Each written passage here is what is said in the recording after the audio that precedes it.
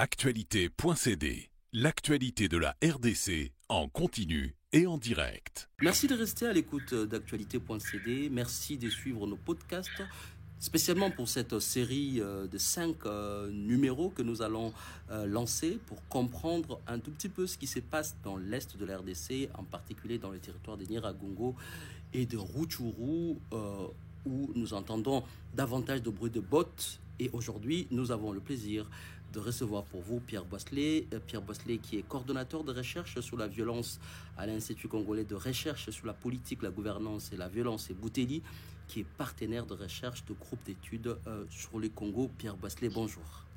Bonjour. Alors, la première question, c'est celle de savoir aujourd'hui, quelles sont les revendications du M23. On entend les bruits de bottes comme on a dit. On voit également qu'il y a beaucoup de déplacés. On parle de plus de 76 000 déplacés et des accusations de part et d'autre, que ce soit du gouvernement congolais et du gouvernement rwandais. Et au milieu, on a le M23. Quelles sont aujourd'hui les revendications du M23 ? Alors, les revendications du M23, il y en a plusieurs. Le M23 veut le retour des réfugiés congolais qui sont actuellement au Rwanda principalement, et en partie en Ouganda, mais surtout au Rwanda. Bon, le M23 voudrait aussi que ces réfugiés puissent récupérer les biens et les terres qu'ils estiment qu'ils estiment encore être leur propriété aujourd'hui. Ensuite, il y a aussi d'autres revendications qui sont plus controversées encore. Le M23 souhaiterait l'amnistie de certains de ses combattants et dirigeants et leur réintégration au sein même des FARDC. D'ailleurs, on peut penser que là, il y a un des facteurs qui a amené à cette résurgence du M23, c'est-à-dire que le nouveau programme de désarmement qui a été annoncé l'année dernière est très clair sur le fait qu'il exclut toute amnistie et toute réintégration collective au sein des FARDC. Donc, le M23 avait déjà obtenu des accords en ce sens par le passé, et donc on peut imaginer qu'une de ses motivations, ça a pu être de mettre une pression pour obtenir ceci, en dehors du cadre du nouveau DDR et avant peut-être qu'il rentre en œuvre. Dans les revendications que vous venez d'énumérer, vous parlez notamment de biens qui appartiendraient au M23 et qu'il souhaiterait récupérer. Oui, c'est une des revendications. Donc, les biens qui appartiendraient soit au M23 ou à d'autres réfugiés congolais au Rwanda. En fait, cette population-là a quitté le Congo et surtout le Nord Kivu, en fait,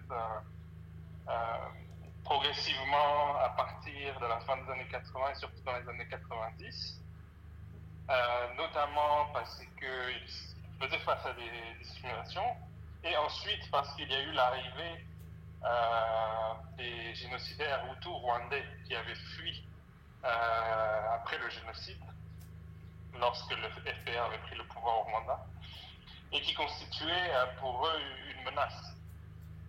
Donc ils ont laissé derrière eux un certain nombre de biens qui d'ailleurs ont souvent fait l'objet de contestations, mais qu'ils estiment encore être leur propriété aujourd'hui. Mais toujours dans le cadre de ces revendications, il y a notamment ces populations qui devraient retourner, qui sont en Ouganda et au Rwanda, qui devraient retourner en RDC. Qu'est-ce qui expliquerait le fait que le gouvernement congolais ne fasse pas le pas ou davantage d'efforts pour que ces populations reviennent et que ce soit le M23 qui se présente en porte-parole de ces populations ? C'est une bonne question. Je pense que, d'une part, le gouvernement congolais néglige en partie ces revendications, disons, non militaires. Je pense que le gouvernement congolais a tendance à considérer que le M23 utilise ces revendications en fait comme prétexte pour pouvoir revenir militairement majoritairement au Congo, soit sous forme de rébellion, soit à l'intérieur des FARDC. Et que donc, ce n'est pas, voilà, c'est pas le fond du problème. L'autre chose, c'est que ces revendications-là sont extrêmement impopulaires dans certaines communautés du Nord Kivu, et y accéder amènerait certainement à devoir gérer une insatisfaction d'autres communautés présentes au Nord Kivu. Et puis, à cette question, il y a beaucoup de groupes armés dans l'est de la République démocratique du Congo. En quoi est-ce que ces groupes, le M23, est-il si différent d'autres groupes armés opérant dans cette partie orientale de la RDC? Ouais. Alors, je pense que la principale différence du M23 par rapport aux autres groupes qui opèrent dans l'est de la RDC, c'est que ce groupe est perçu par le gouvernement de Kinshasa et aussi par, je pense, on peut dire une grande partie de la population congolaise comme une menace pour le pouvoir congolais et l'intégrité territoriale de la RDC. On se souvient que dans un passé relativement récent, en 2012, à la fin de 2012, ce mouvement-là avait réussi à prendre la ville de Goma. C'était une sérieuse humiliation. Et par le passé, donc, c'est aussi en grande partie l'héritier de mouvements précédents, comme d'une certaine manière on pourrait dire la FDL, le RCD Goma, le CNDP, etc., qui ont chacun à leur façon et avec une intensité différente, mais à chaque fois avec des ambitions, on va dire, de participer à la gestion du pays dans son ensemble. Donc, voilà, pour moi, c'est ça la principale différence, c'est que c'est perçu comme une menace. Les autres groupes armés peuvent faire énormément de dégâts contre les civils, mais généralement, ils n'ont pas cette capacité de prendre, de contrôler des parties du territoire et de vouloir participer à la gestion du pays. On pourrait aussi citer d'autres différences, peut-être plus sur le terrain organisationnel. C'est que ce mouvement-là est composé pour beaucoup d'anciens militaires, de gens qui ont une grande expérience de l'armée et qui, encore une fois, ont la capacité parfois de prendre et de conserver des territoires, et même parfois d'attaquer directement les FARDC. La plupart des groupes armés évitent de faire assez frontalement. On a vu des délégués du M23 venir à Kinshasa discuter avec les autorités congolaises. Qu'est-ce qui explique que subitement le processus engagé avec les autorités congolaises, avant même le processus de Nairobi, ait échoué? C'est pas forcément facile de définir cette réponse. Je disais tout à l'heure, je parlais de l'avènement du programme de démobilisation qui était annoncé selon des termes contraires aux arrangements précédents. Pour le reste, on ne sait pas vraiment, on ne connaît pas vraiment la raison pour laquelle le gouvernement congolais a interrompu ou en tout cas n'a pas poursuivi avec les discussions qui avaient repris avec le M23, notamment à partir de 2019. Aujourd'hui, on a vu que, par exemple, pour le processus de Nairobi, que le principal interlocuteur, c'était le M23 avant l'intégration d'autres groupes armés. Aujourd'hui, la question serait pourquoi ces principaux interlocuteurs se seraient retirés de ces discussions, ou s'il faut prendre ce que dit le gouvernement congolais, pourquoi le gouvernement congolais décide d'exclure ce principal interlocuteur et de continuer les processus avec d'autres mouvements armés. Voilà, alors il faut bien avoir en tête que la résurgence du M23 a commencé au mois de novembre de l'année dernière déjà. Elle est progressivement montée en puissance depuis, Mais voilà, c'est un défi auquel les autorités congolaises ont à faire face depuis plusieurs mois maintenant. Alors, la manière dont j'interprète le processus de Nairobi, c'est que tout a été fait justement pour ne pas avoir à discuter avec le M23. Le M23 a été exclu très rapidement dans les discussions de Nairobi et on a amené d'autres groupes armés qui n'étaient pas forcément prévus au départ pour discuter. Donc, je pense que fondamentalement le gouvernement congolais refuse de discuter avec le M23. Je pense qu'il ne veut pas se placer à la hauteur d'un mouvement rebelle. Et puis, je pense qu'il y a une grande fermeté sur les revendications controversées dont je parlais tout à l'heure, de réintégration au sein des FARDC. Le gouvernement congolais ne veut pas en entendre parler. Que sait-on aujourd'hui de la structure dirigeante de l'aile du M23 qui combat les FARDC aujourd'hui? Alors, on sait que le M23 est divisé en deux ailes politiques. Celle dirigée par Bertrand Bisimwa, qui était initialement composée de la partie du M23 qui s'était réfugiée en Ouganda après sa défaite de 2013, et celle de Jean-Marie Runiga, qui représentait plutôt ceux qui s'étaient réfugiés au Rwanda. Bon, sur le terrain, c'est la branche militaire qu'on appelle qui se nomme aussi ARC, qui est véritablement au combat. Et cette branche militaire-là, elle est dirigée par Sultani Makenga, qui était aussi déjà le principal chef du M23 dans ses précédentes opérations de 2012-2013. Quel intérêt aurait le Rwanda à soutenir le M23 alors que le rapport entre Kagame et Tshisekedi semblait être excellent? Oui, alors c'est une très bonne question.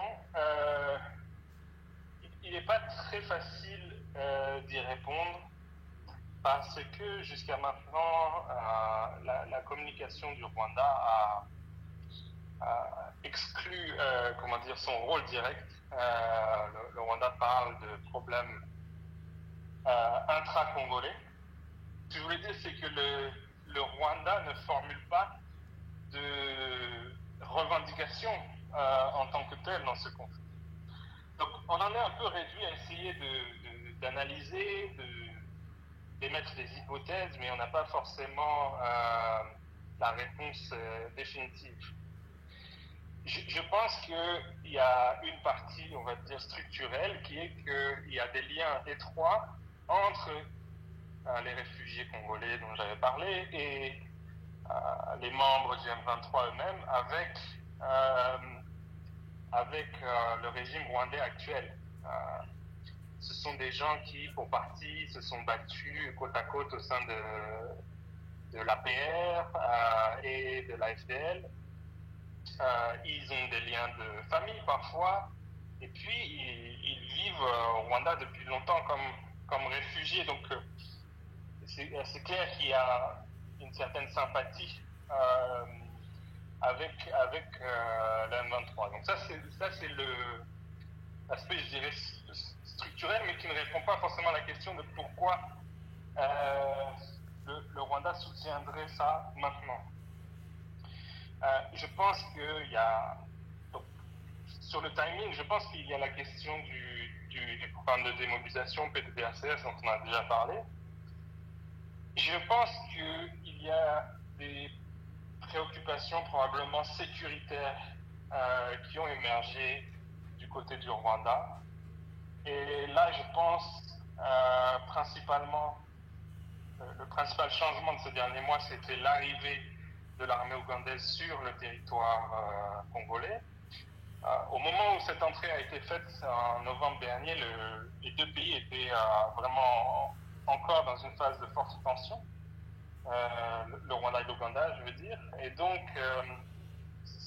cette arrivée-là a pu être interprétée comme une menace sécuritaire par le Rwanda. Je pense qu'il doit y avoir aussi des aspects économiques, mais qui sont encore plus difficiles, je dirais, à démêler. D'abord, l'Ouganda doit construire un certain nombre d'infrastructures dans l'est du Congo, notamment des routes. Et parmi ces routes, il y a notamment l'axe Bunagana à Goma. Alors, cet axe-là permet en fait de contourner le Rwanda pour les exportations et les importations congolaises. Et donc, on peut penser qu'il y a, si ce projet arrivait à terme, il y aurait un manque à gagner. Et on peut remarquer d'ailleurs que le N23 se localise précisément dans la zone, sur cet axe en fait, Goma-Bunagana. Par ailleurs, on sait que dans l'est du Congo, il y a un certain nombre de réseaux illégaux d'exportation de minerais, d'or notamment. Alors là, on n'a pas forcément tous les détails puisque c'est par définition illicite, mais il est possible qu'il y ait eu aussi des arrangements nouveaux qui aient été considérés comme contraires aux intérêts du Rwanda par ce pays. Cela veut dire que même l'adhésion de la RDC à la communauté économique de l'Afrique de l'Est n'aurait pas, en tout cas à ces stades, été utile pour la RDC dans son approche de la recherche de la paix au niveau sous-régional.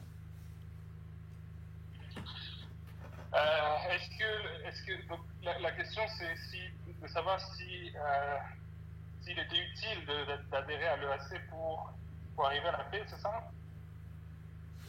Oui, parce que le principal argumentaire congolais pour arriver justement à faire accepter cette adhésion à l'EAC, c'était de dire que économiquement, c'est possible de trouver son compte, mais surtout sécuritairement, cela permettrait de pouvoir intégrer tous les acteurs étatiques dans la résolution de conflits dans l'Est de la RDC. Oui, alors, ce qu'on peut dire peut-être sur ce sujet, c'est que le Kenya notamment a montré beaucoup plus d'enthousiasme à l'idée que la RDC adhère à l'EAC que ses autres partenaires.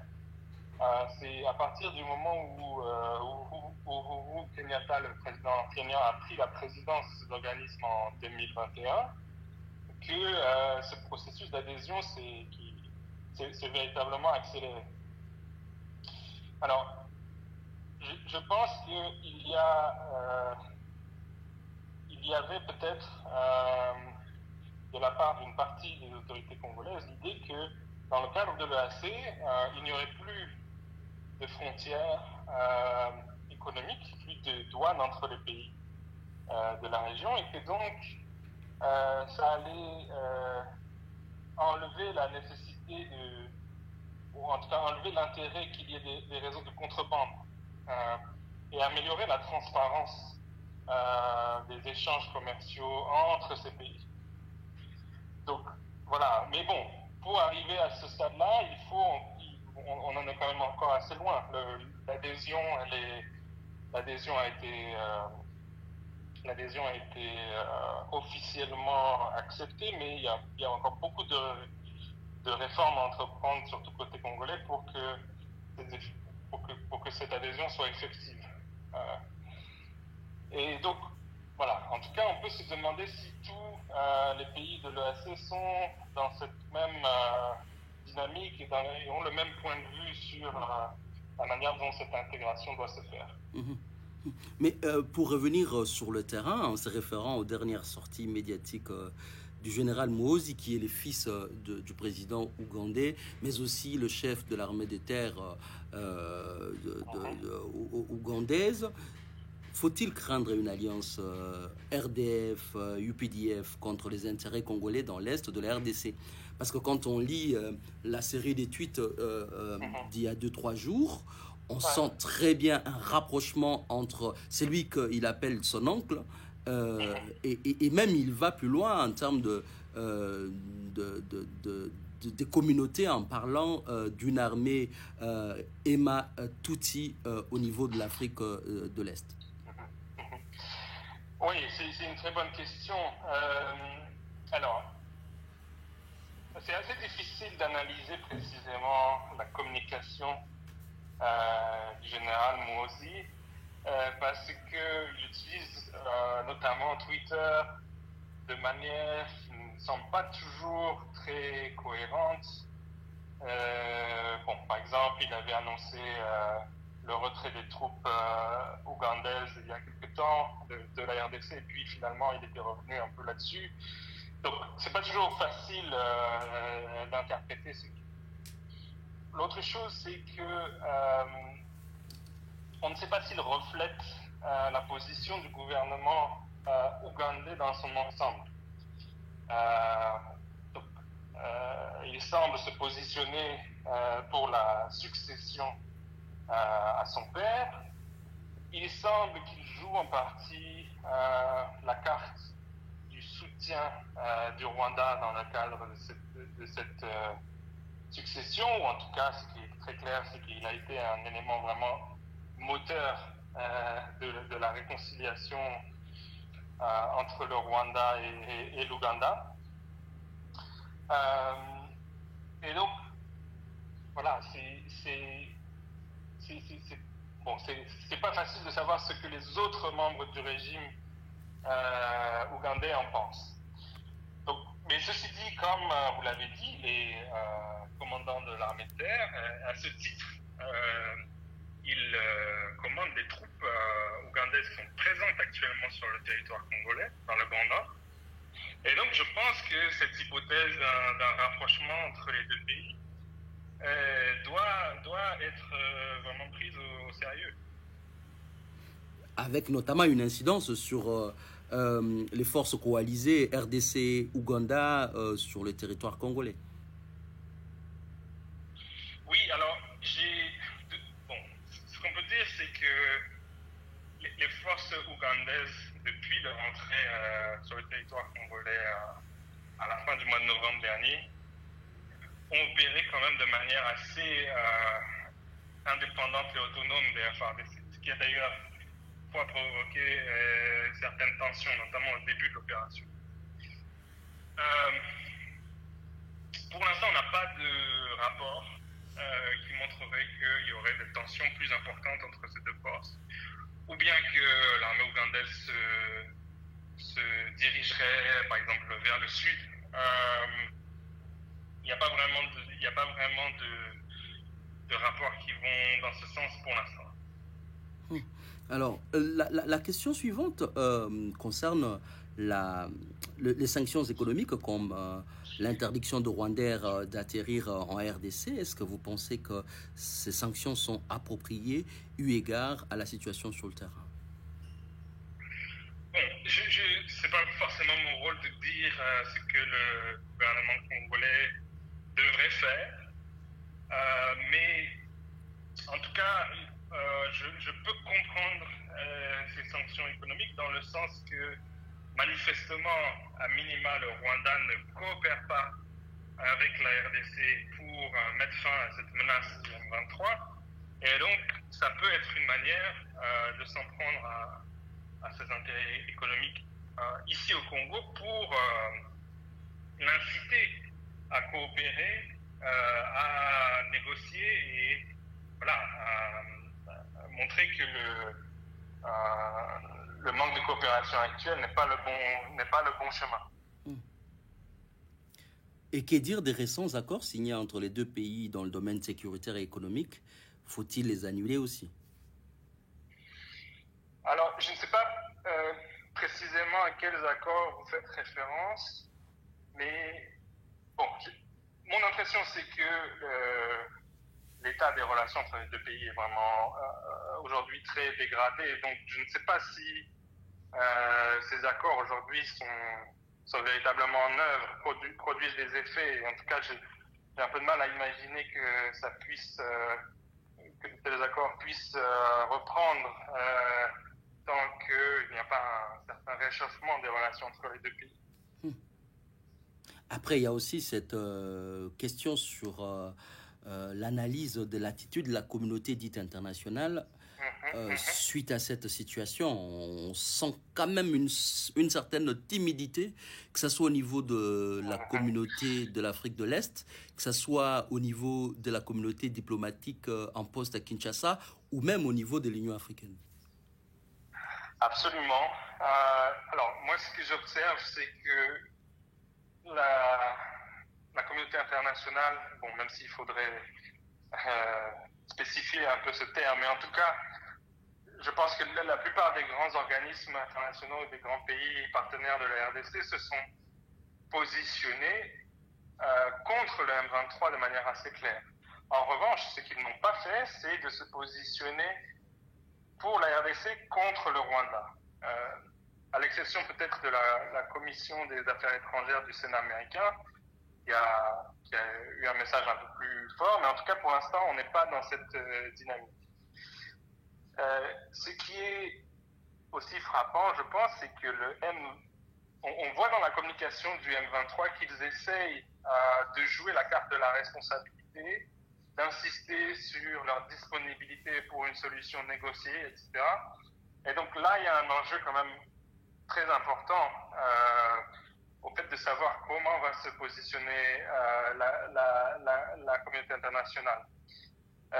Il faut rappeler, je pense que lors de la précédente rébellion du M23 en 2012-2013, le soutien de la communauté internationale à la RDC avait été très important parce qu'il avait permis de faire fortement pression sur le Rwanda et aussi permis qu'une brigade d'intervention soit constituée au sein de la MONUSCO pour combattre ce groupe. Donc voilà, ça me paraît être quelque chose d'assez crucial. Il sera assez difficile, je pense, pour la RDC d'obtenir les mêmes succès qu'en 2013 sans ce soutien de la communauté internationale. Mais justement, qu'est-ce qui expliquerait cette timidité?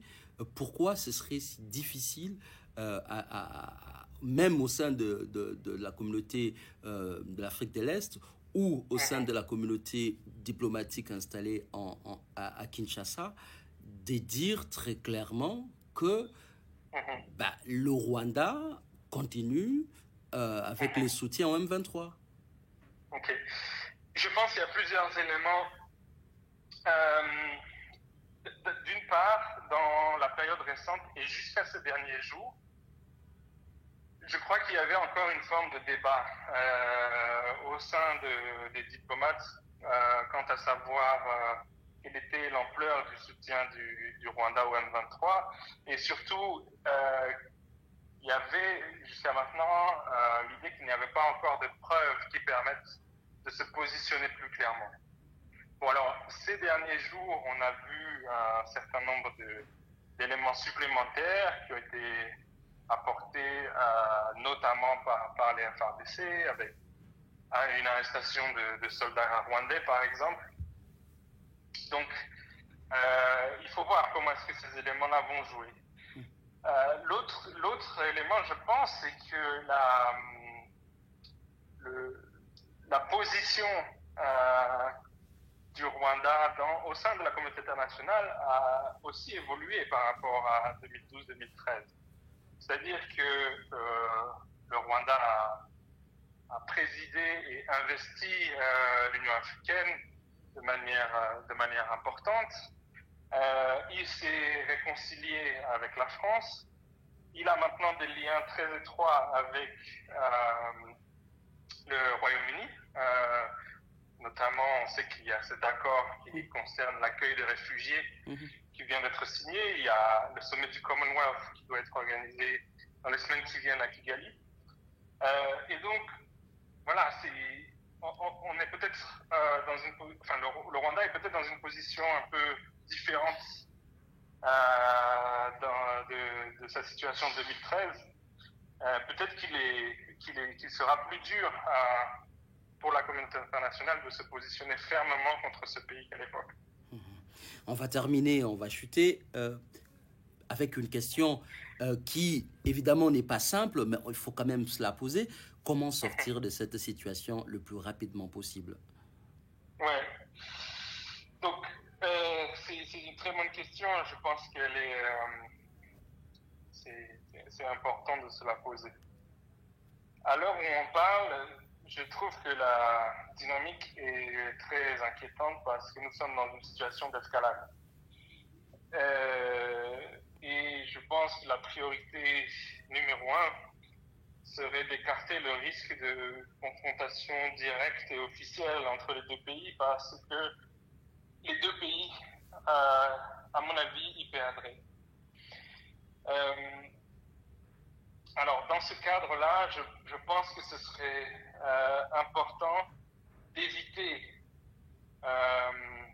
tout ce qui pourrait être perçu comme une provocation par le Rwanda. Évidemment, je ne dis pas que le gouvernement congolais n'est pas fondé à exposer ses inquiétudes, les informations qu'il recueille sur un éventuel soutien, etc. Mais par contre, il y a certains éléments qui à mon avis, risqueraient de provoquer inutilement une escalade. Je pense notamment à l'éventualité d'une alliance sur le terrain avec le FDLR.